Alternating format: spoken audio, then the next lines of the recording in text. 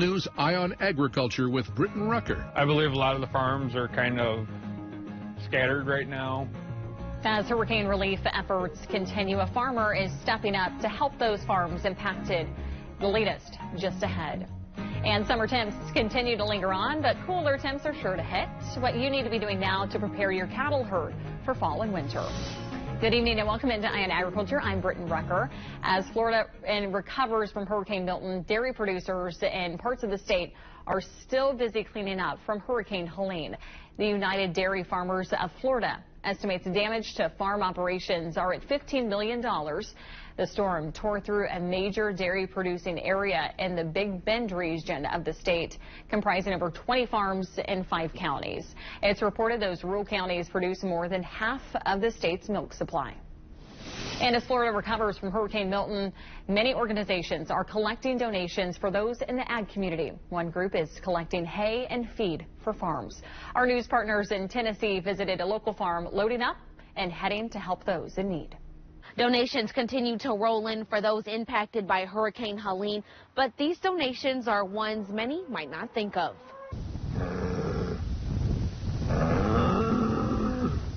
It's a community we need most that needs us the most right now. We're doing what we can, sending down some hay.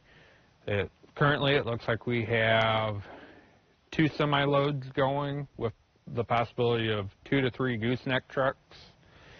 All hauling hay or feed supplies. That is the focus for our group.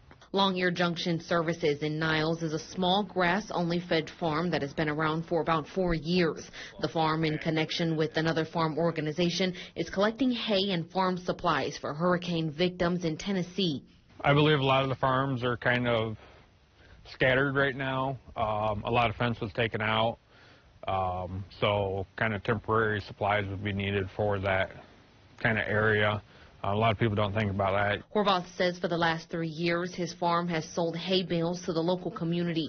But with hurricane relief efforts going on, they decided they have what they need for the year. We're going to send our surplus down instead of selling it.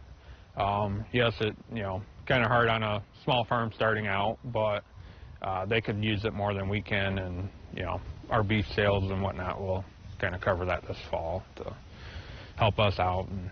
But they need the feed more than anything right now. Crews will head out Friday morning for Johnson City, Tennessee, and look to head back Sunday morning. Reporting in Niles, I'm Raylan Lee, WSBT 22 News. Kansas Farm Bureau now urging farmers and ranchers to consider a new form of harvesting. It's a process of using Kansas crops to make jet fuel. It's part of an effort to drive a more sustainable jet fuel source. Additionally, there's a chance for Kansas farmers to diversify where their crops are going. But those behind the program say it's just in its early stages. This renewable fuels drive and the sustainable aviation fuel, it's so new and in its infancy. Again, we're waiting for IRS rules and regulations. The renewable fuel will eventually contribute to a tax credit that goes back to the farmers contributing to refineries. More than 4,600 producers across the country will see another production season with assistance from the Farm Service Agency. According to the USDA, some financially distressed farmers who owe money on USDA direct and guaranteed loans will share $250 million in payments from the government. The USDA has provided roughly $2.4 billion in assistance to nearly 44,000 distressed borrowers. With funding from the 2022 Climate Healthcare and Tax Law, the new round of money will go to borrowers who did not receive assistance previously.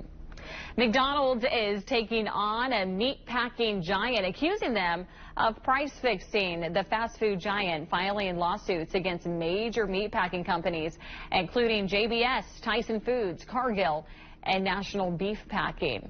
It's accusing them of conspiring to limit beef supplies and inflate prices since 2015.